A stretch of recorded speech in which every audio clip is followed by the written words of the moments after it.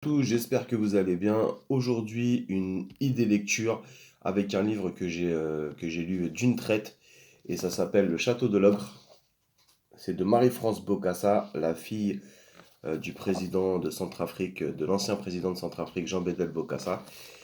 Et en fait, elle nous raconte un petit peu sa vie, hein, c'est la vie et comment en fait elle est arrivée en France et aussi les relations qu'elle avait avec son père qui était considéré comme un dictateur, voire même un cannibale par les Occidentaux. Je m'attendais à une lecture très difficile, c'est-à-dire au niveau de l'histoire et en fait j'ai été surpris parce que c'est quand même rempli de tendresse, c'est une lecture qui est simple. Voilà, hein, c'est pas compliqué à lire, mais il y a beaucoup de tendresse, il y a des choses aussi difficiles, bien évidemment, puisque sa vie n'a pas été un long fleuve tranquille à cette dame. Mais en gros, voilà, c'est assez simple à lire, ça se lit vite. On apprend des choses aussi sur Jean Bédel Bokassa, donc l'ancien président de la Centrafrique, qui avait 57 enfants, un truc comme ça.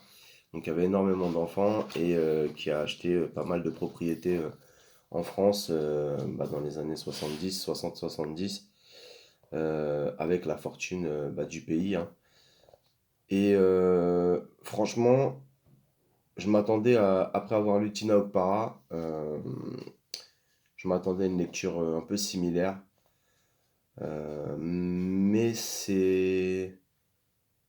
ouais, je dirais, enfin, je sais pas comment expliquer ça, mais c'est pas difficile en fait. La lecture, elle est pas difficile. Cette personne, bah, elle sait bien s'exprimer, donc elle a bien écrit, elle a écrit les relations qu'elle avait avec ses frères et sœurs, ses escapades nocturnes, entre guillemets, où elle faisait le mur du château pour aller à la supérette du village. Enfin, bref, il y a énormément de choses. C'est super intéressant. Et puis, c'est une bonne petite lecture simple. Et aussi, si vous aimez l'histoire et si vous aimez en particulier la France-Afrique, c'est vraiment intéressant. En plus, ça se passe dans les Yvelines. Donc voilà, ça se passe dans les Yvelines, au château d'Ardricourt, donc c'est à côté de chez moi. Et moi, j'avais vu ça sur YouTube, en fait, son témoignage, et ça m'a donné envie d'acheter son livre. J'ai pas été déçu de ce livre.